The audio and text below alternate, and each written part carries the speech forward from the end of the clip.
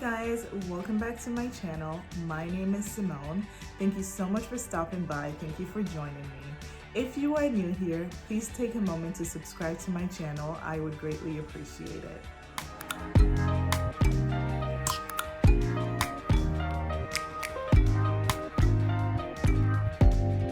Open up, you OPN, bitch you want BBM, we should be closer than friends. If you OPN, engaging you's on my agenda, request my chariot to get ya. In today's video, I'm going to be giving you 5 tips on how I stay productive at work. So my first tip is to have a zero inbox mentality. And I know this is unrealistic. For me, it is, but it's a goal that I constantly strive towards. And my inbox in reality is never zero. The closer I am to zero, the better I feel. I'm gonna say the average number of emails in my inbox is about 30 to 40. And that's good because there are items that are incomplete because I may be waiting for a reply from a colleague. And there are items that may be incomplete because things take time to process, and so they're just sitting there waiting to be completed and to be filed away. But essentially, I aim to have a number as close to zero as possible. So having that zero inbox mentality keeps you organized. I know, and please, I'm not judging anyone.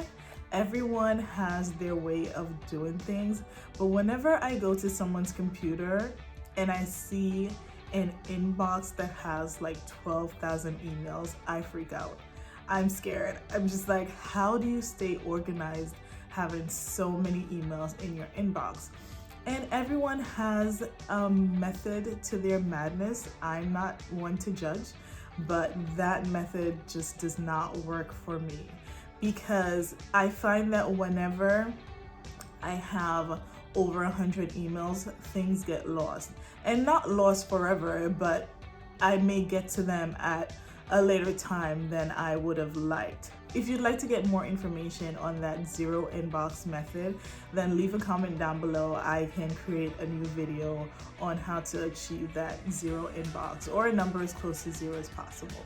So tip number 1, try to get your inbox number down as close to zero as possible. Tip number 2 is to create folders. Create folders so that whenever an item is complete, you're able to file them away in the appropriate folder so that they're easier to find. Like if you need to refer back to them at a later date, you know exactly where you file them away, you know exactly where to find them, and they're just so easily accessible if you put them in appropriate folders. I know some of the top folders for me. I have a folder for communication, so any email that goes out to the entire institution, I have a folder for that, or even the entire department. I have a folder for all communications that I find that are interesting or relevant or something that I can use in the future. I have a folder for that. I also have a resource folder, and I love my resource folder. My resource folder contains items that I will be going back to in the future. So I have maybe email templates, I have processes and procedures, I have pertinent information that I may need in the future. I just have everything that I find that could be a resource for me in the future. All of those goodies, I save them in my resource folder. And within my resource folder, I have categories.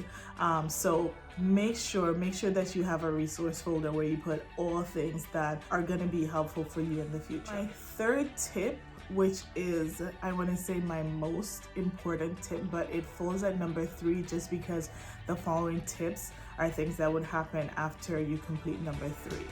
And I learned this when I transitioned to a new career. This was a major tip that I learned, and that is to close the loop. I'm gonna say it one more time, close the loop.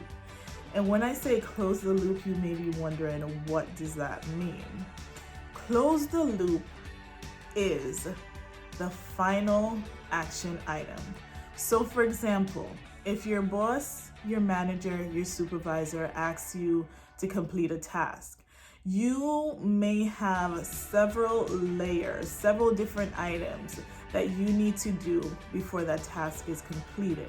You may need to email someone. You may need to complete a process, a procedure. Once all those action items are completed and you've completed that task, you need to close the loop. And closing the loop includes two things. One, you want to reach out to the requester to say that this item is completed and all the actions that you took to complete that item. It could be a summary, it could be one sentence, two sentences, just to reiterate what they asked you to do is now complete. And usually I put in a little note, please let me know if you have any questions, please let me know if you have any concerns, or please let me know if I can be of further assistance. Something like that. You want to reach out to the person that asked you to complete that item to let them know that that item has been completed. That's part one.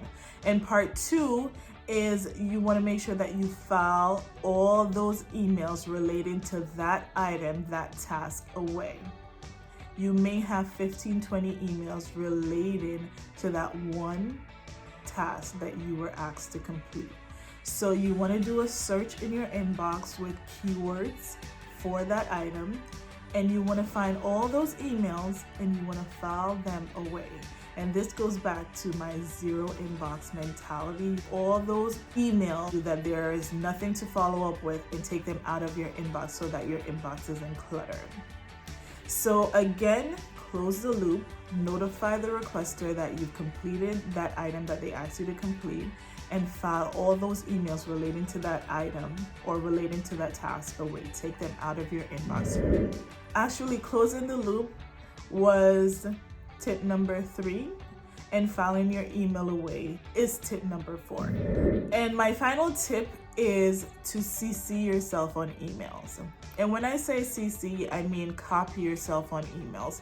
So if you reached out to someone asking them to do something for you, you want to CC yourself on that email so it comes back to you, so that you remember that that task is pending.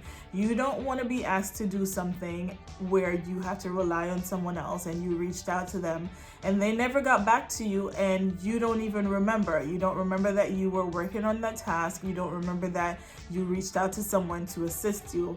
And you don't remember that you need to follow up because you never CC'd yourself on that email. Always CC yourself on emails until that task is completed and you can file it away. So CCing yourself on emails is very important. I know it clogs up your inbox, but for me, whenever my inbox is getting closer to capacity and I want to delete some emails, the first set of emails that I try to delete are my sent items.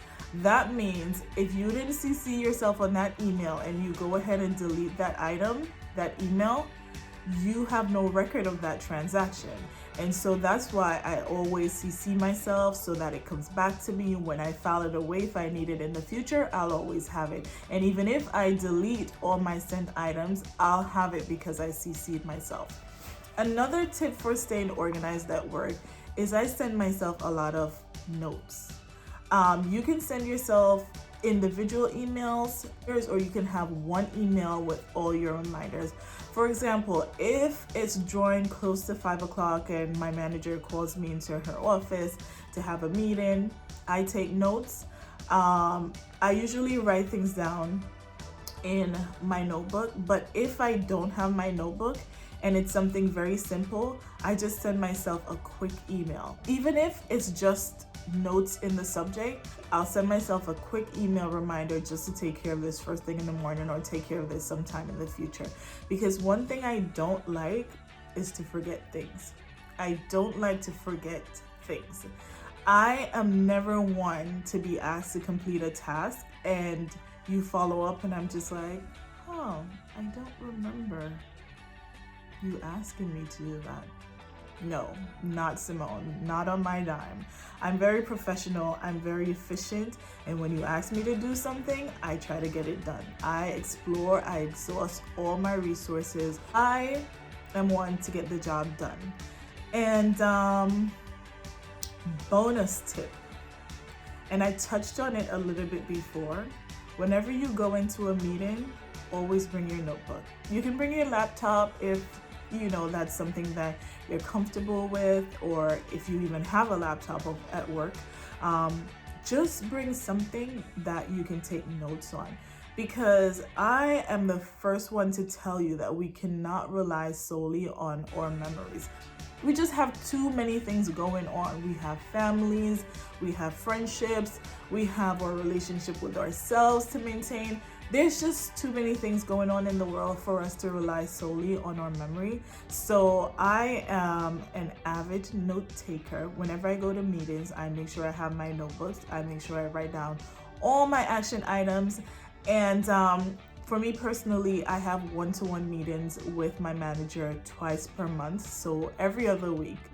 And whenever she asks me to complete something, it's in my notebook. I work on it. And if I'm able to complete it before I meet with her again, I shoot her an email to let her know the end result of something that she asked me to do. Or I can wait until our next one-on-one to let her know the results. And she has an open door policy. She's a great manager. So if I need to follow up with her between our one-on-ones, she's always available. I can always reach out for assistance, clarification, or whatever it may be. So yeah, bonus tip, make sure you have a notebook, a computer, a tablet, something to take notes on whenever you go into a meeting, so that you are able to follow up, complete all the items that you're responsible for completing. So that's the end of today's video. If you liked it, give it a big thumbs up. And again, if you are new here, please subscribe to my channel, and leave a comment down below if you have questions, if there are any things that I touched upon that you would like me to do a deep dive into. I am happy to do so. I am here to give you all the knowledge that I have, all the knowledge that I wish I had starting out my career. And so I'm going to be making videos very frequently, just talking about work life and talking about ways in which we can be better versions of ourselves. So join me on this journey. I appreciate you being here. Thank you for stopping by, and I'll see you next time.